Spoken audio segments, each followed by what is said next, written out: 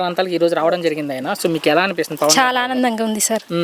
అంటే ముఖ్యంగా మీ గిరిజన ప్రాంతంలోనే ఆయన అభివృద్ధి చేయడం జరుగుతుంది చూసుకున్నట్లయితే. సో రోడ్లు కావచ్చు, త్రాగునీరు కావచ్చు, మీ గ్రామంలో ఏమైనా మార్పు జరిగింది ఆయన గెలిచాక?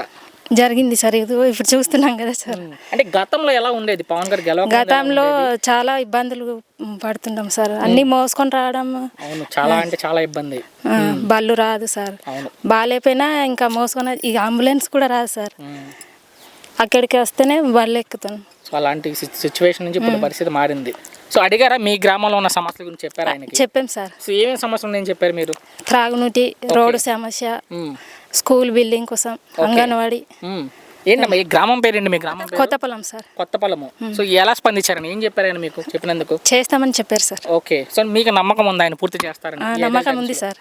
నమ్మకం ఉంది సార్. ఓకే. మరి మీకోసం ఇంత పని చేస్తున్న పవన్ గురించి ఏం చెప్తారు చివరికి ఒక మాటలో? పవన్ కళ్యాణ్ మీద మీ అభిప్రాయం ఏంటి అంటే?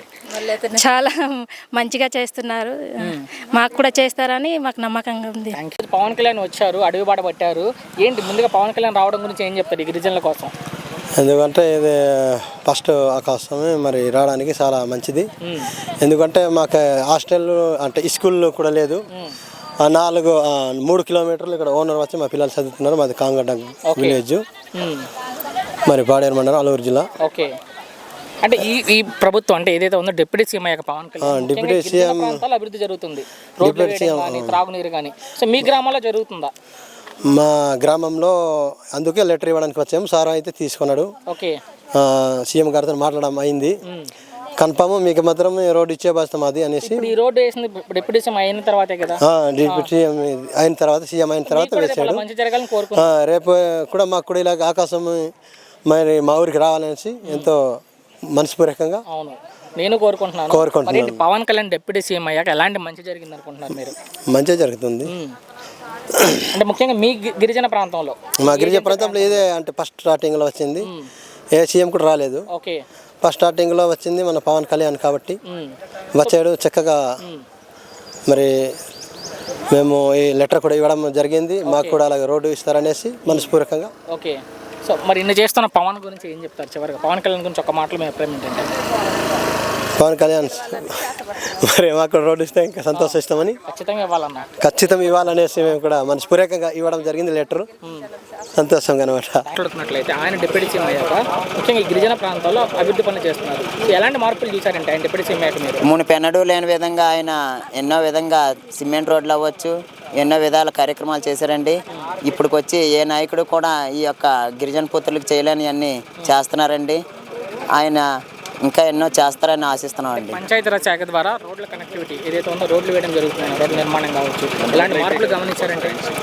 అలాగే మన పాడేరు నుంచి మాడుగులెళ్ళే రోడ్డు కూడా ఎన్నాలో వేయలేదు సార్.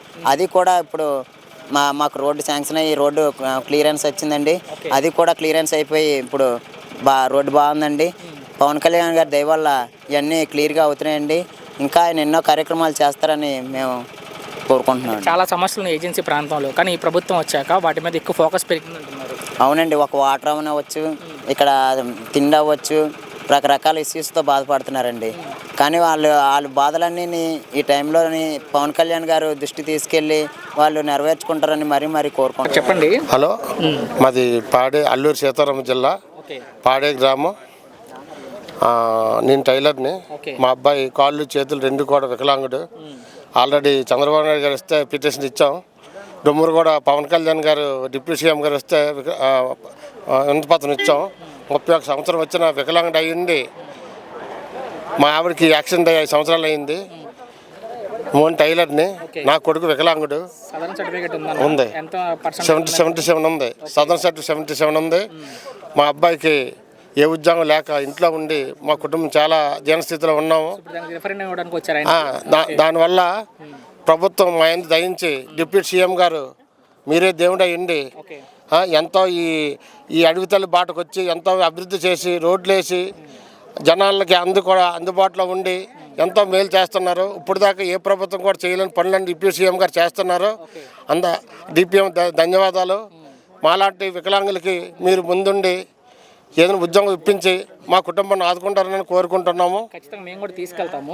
అతను డిప్యూటీ సీఎం అయ్యాక కనిపిస్తుంది. సో అతను డిప్యూటీ సీఎం అయ్యాక పవన్ కళ్యాణ్ ఎలాంటి మార్పులు చూసారు ఏజెన్సీ ఏరియాలో అంటే ముఖ్యంగా మనం? సార్ ఏజెన్సీ ఏరియాలో ఎక్కడైతే రోడ్లు లేవో, ఎక్కడైతే జనాలు గిరిజనులు ఇబ్బంది పడుతున్నారో, ఎక్కడైతే సమస్యలు ఉన్నాయో అవన్నీ తెలుసుకొని సమస్యలు వచ్చినప్పుడల్లా పరిష్కరించి నేను ఉన్నాను మీకు వచ్చిన భయం లేదు, మీకు ఏటి కావాల్సిన సరే అదే రండి నేను చూసుకున్నాను భరోసా ఇచ్చి అన్ని మాట ప్రకారం పనులు చేయిస్తున్నారు, రోడ్లు వేయిస్తున్నారు, సమస్యలు తీస్తున్నారు. ఇలా డిప్యూటీ సీఎం కానీ ఇలా సీఎం చంద్రబాబు నాయుడు గారు కానీ ఇప్పటి వరకు ఏ ప్రభుత్వం చేయలేదు. వాళ్ళు ముందు ఇంకా మంచి పనులు చేస్తున్నారు. వాళ్ళ సమస్య దృష్టికి వస్తే లోకేష్ గారు కూడా ప్రతి సమస్య కూడా పరిష్కరించి ప్రజల సమస్యలను తీర్చి మేము ఉన్నామని భరోసా ఇస్తున్నారు. ఇలా ప్రభుత్వం మళ్ళీ రావాలని కోరుకుంటున్నాము.